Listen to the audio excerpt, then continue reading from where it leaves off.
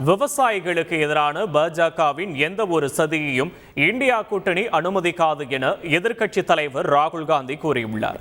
கடந்த 2021ஆம் ஆண்டு பிரதமர் மோடி ரத்து செய்த வேளாண் சட்டங்களை மீண்டும் கொண்டு வர வேண்டும் என பாஜக எம்பி கங்கனா ரணாவத் கூறியது சர்ச்சையை ஏற்படுத்தியது.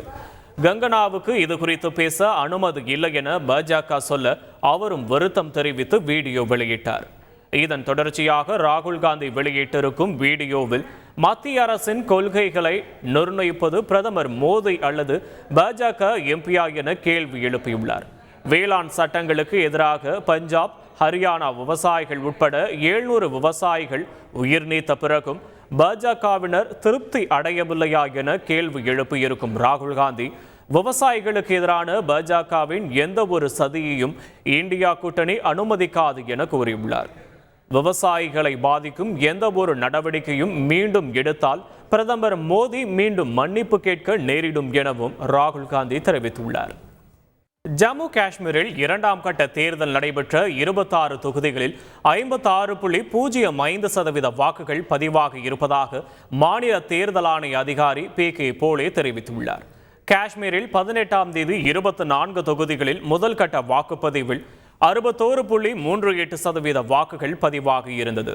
இதனையடுத்து 2ஆம் கட்ட தேர்தல் வாக்குப்பதிவு காலை 7 மணிக்கு தொடங்கி மாலை 6 மணி வரையில் அமைதியாக நடைபெற்றது.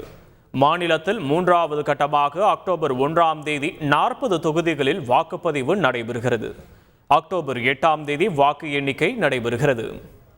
பஞ்சாப் ராஜீவ்காந்தி சட்ட பல்கலைக்கழக துணைவேந்தர் மாணவிகளுக்கு தெரிவிக்காமல் அறையில் ஆய்வு செய்ததற்கு காங்கிரஸ் பொதுச் செயலாளர் பிரியங்கா காந்தி கண்டனம் தெரிவித்துள்ளார்.